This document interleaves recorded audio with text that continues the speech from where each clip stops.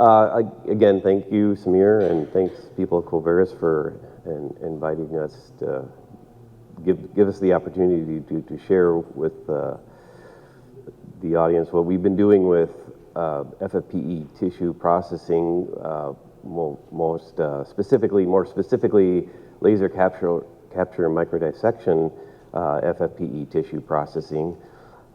We've had our R230 in the lab for only a few months, and so some of this is pretty preliminary work, but we're very excited about the results that we've gotten so far, and are looking forward to continuing with this instrumentation. Before I start, I want to just give a little overview on our proteomics core. We have a great group of experienced people under the director of Dr. Akhilesh Pandey. He became our director in 2018. We figure we have a combined couple of centuries, 2 or 3 centuries of experience in protein sample prep, protein-centric sample prep, chromatography, mass spectrometry, protein chemistry in general, peptide synthesis. As a core, we work with over 120 investigators a year, some 200 projects. The projects are typically collaborative in nature. It's discovery science as well as clinically oriented projects. We focus on developing new methods when they serve the core, and some of our current focus right now is on automation. We have a number of mass spectrometers and laser capture microdissection instrumentations. We're expanding that area to focus more on working with FFPE tissues.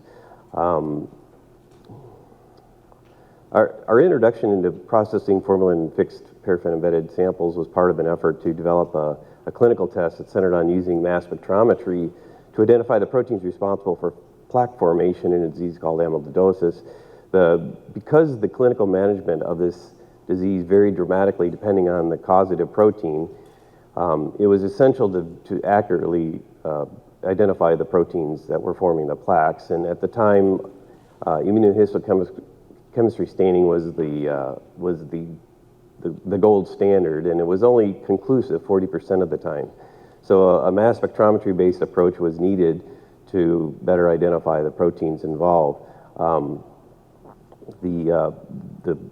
The sample prep was to use laser microdissection to dissect the plaques, which stain with a Congo red stain, and process them and identify the proteins involved. And so what we did is, the end result of this analysis was that we established that 10 millimolar tris with Zwittergent 0.002% Zwittergent 316, which is a mass spec compatible detergent, gave the best results. The group was initially approached us because they were using a commercial kit to do the assay development, and it added too much expense, so they approached us, and we were using tris Zwittergent as a sample prep buffer system at the time, and it seemed to work well for their thing.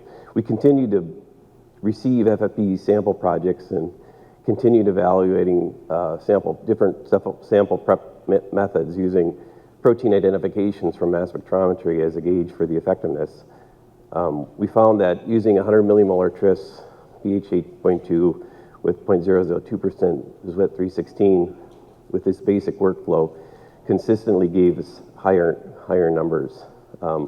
We evaluated a number of different methods as they became available, and it was always the tris Zwittergent that gave us the consistent numbers. So this is the basic standard workflow. We capture the samples in the tris Zwittergent. We do a heat extraction step, high heat extraction step, excuse me, reduction alkylation, and digest overnight.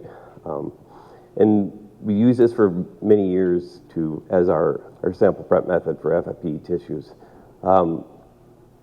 So the process itself, it starts with the laser capture, and the laser capture microdissection step is performed using half mil tubes, and you capture into the cap of the tube, you have to move the device, the laser capture microdissection scope uses half-mil tube. It's got a holder that holds 4 tubes. You then have to do the capture procedure. The tubes then have to be moved to a centrifuge, spun down, then do a heating block. And the point is not to know what each of these steps. What I want you to appreciate is that there are multiple manual steps involved, and the more samples you have, the longer it's going to take, and the more steps you have to do. The steps are time-consuming, and there's always the potential for error. So we needed something to help improve the throughput. We were getting project requests of hundreds of different FFPE samples, and it was impractical to think we could do the processing with the tube-based method. So we had 5 people in the group that are performing LCM collections, including 3 pathologists. So the bottleneck is really going to be the sample prep part, and a tube-based method was not really practical. So we needed something that was simple, robust, and had a high throughput workflow. So the must-haves for this are, we wanted to look at decreasing processing time, and we wanted to be able to process the collected samples in the same devices they were collected in. We wanted to be able to do laser capture microdissection directly into a 96-well plate, and we wanted a workflow that's amenable to automation. These are the requirements for us to scale this up to a large number of samples. We were attracted to the R230 because of the adaptive focused acoustic processing. And we were interested to see how that would benefit the FFPE processing. The 96-well plate, the TPX plate, with the engineered polymer that takes advantage of the AFA technology, was of interest, and we wanted to see how we could utilize this combination of plate-based processing and the AFA technology to benefit the protein recovery from our FFPE tissues. This is a slide that Samir had already shown, so I won't spend any time on that, but the laser capture microdissection process is the critical part of our FFPE, a critical part of our FFPE processing. The reason we were attracted to the Covaris is because of the plate format with the TPX plate, but also the Leica laser capture microdissection scope has a holder that handles the TPX plate, and that was the reason we purchased that, is because we could collect directly into the TPX plate, do the AFA processing and downstream analysis. So we had the Leica, we had the R230. We set out to evaluate whether this technology could provide a solution to our increasing sample load needs. And because we had the R230 before the Leica was installed, the first stage of this was to examine the processing time, plate format processing, and sample-to-sample reproducibility using the metrics of protein and peptide identification numbers and sample-to-sample variability compared to the tube-based method.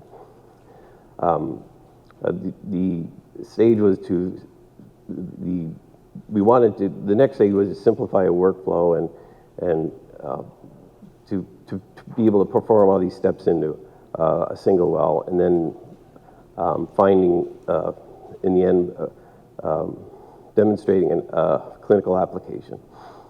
So the vision is to evaluate processing time, the plate format, reproducibility, simplify the process, see if we could have an all-in-one workflow that where all the processing is done in the same well that it's collected in, which would be amenable to automation, and then clinical space, finding an application and demonstrating its utility there. So the first experiments we did were to see if improvements can be made to processing time. The tissue source for this was from kidney, capturing tubular interstitium samples, areas of 20 millimeters squared. We did 4 replicates for each one. In the course of doing this evaluation, we also were interested in seeing whether or not the SP3 digest method, which involves magnetic beads coated with a hydrophilic or hydrophobic coating, the proteins can be extracted with the heat extraction with the presence of SDS, and then the beads will bind the protein and you can wash the SDS away. So we were comparing our standard tube-based method with the AFA treated process, both with the overnight digestion and the accelerated digestion. Because we had to, like I said, we didn't have a system in yet, so we collected all the samples into tubes and then manually transferred the tubes to the plates for the AFA treatment. So the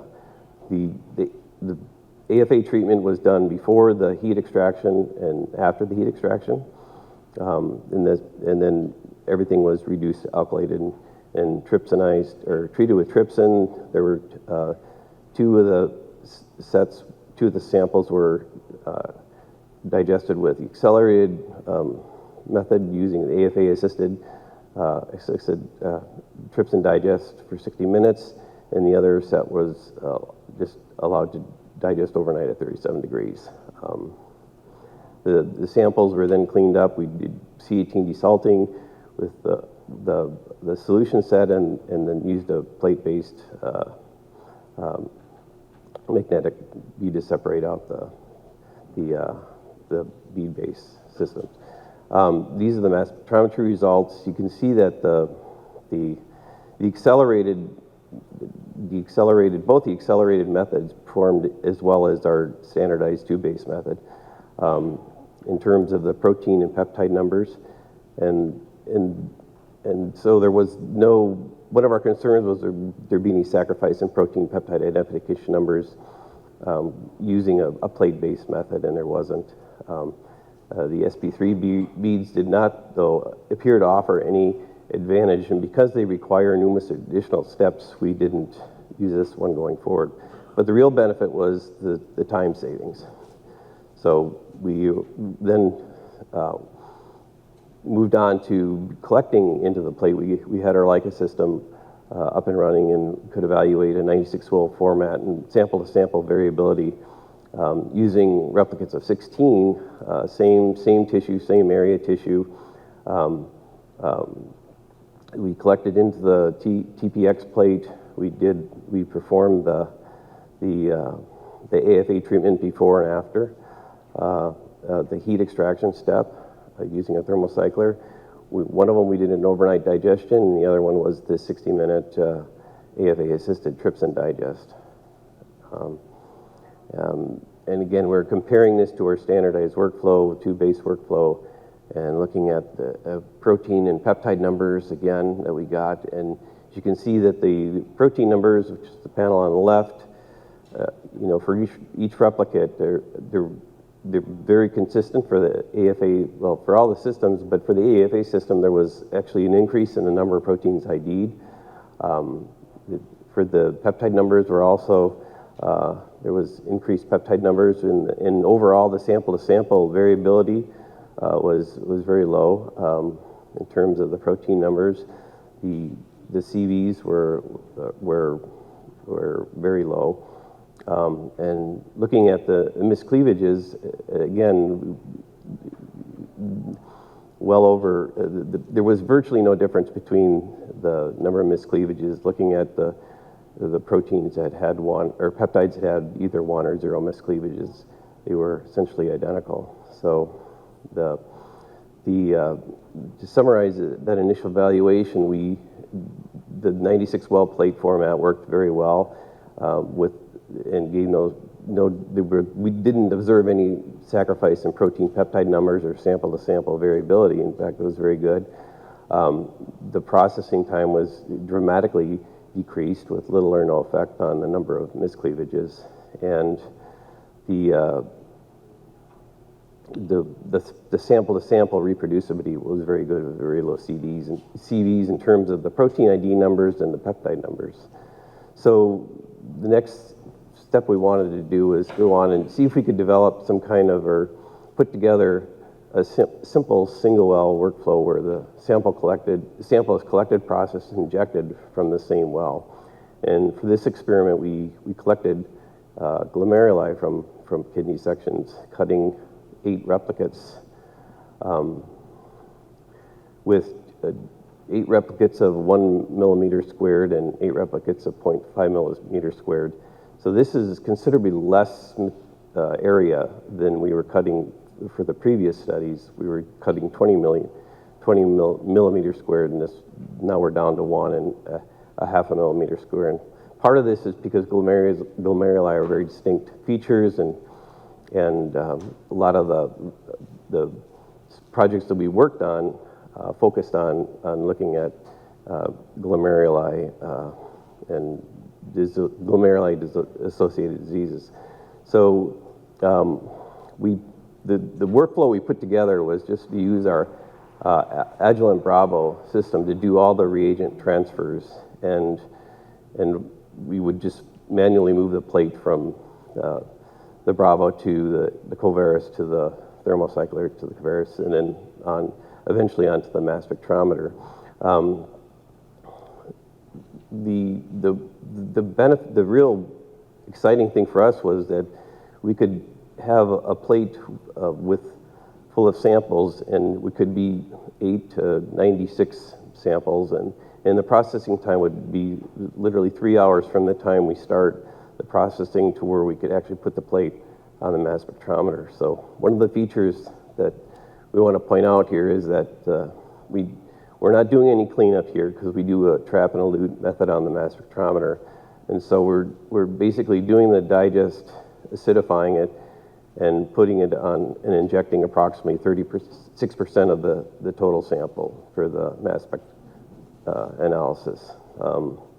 And we're thrilled to see that we got very good, consistent protein identification numbers and very consistent peptide ID numbers from both areas of tissue. The thing to keep in mind is that we know from past experience in measuring peptide yields from FFPE tissues that 1 millimeter squared tissue is typically corresponds to less than a microgram of total peptides. So the sensitivity was pretty good, and we were quite excited that we were getting these numbers and with very good consistency. So encouraged by this and by this single well end-to-end workflow, we wanted to test it on some clinical samples related to projects we had analyzed previously. Many of our FFPE projects have been with the renal pathology group at Mayo, and one of the long-term ongoing collaborations we've had is with a kidney disease called membranous nephropathy, which is this disease is characterized by the deposition of immune complexes along the glomerular basement membrane, and the idea is to try and isolate or identify the antigen that's involved in these immune complexes. And to date, we've collected well over 130 cases of this, and along the way have identified a number of new antigens. Two of the antigens that we've identified are exocytocin 1 and exocytocin 2. Actually, they're 2 proteins, but they're a dimer and they show up together. And the other one is called NEL1.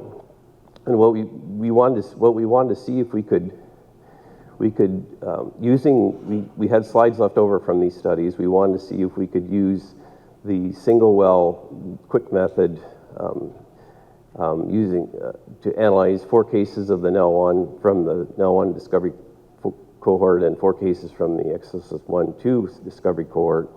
And so we put 4, we cut out 4 of these. It was a blinded thing. A colleague of mine cut them out, and we put them on the mass spec to see if we could, what we could see. And the method clearly identified the antigens that we had seen in the discovery cohort. And what this table is showing is just the spectral counts, or the PSMs that were or the numbers for each of the protein. And with this kind of analysis, it's really an all or none thing. The protein is either there or it's not there.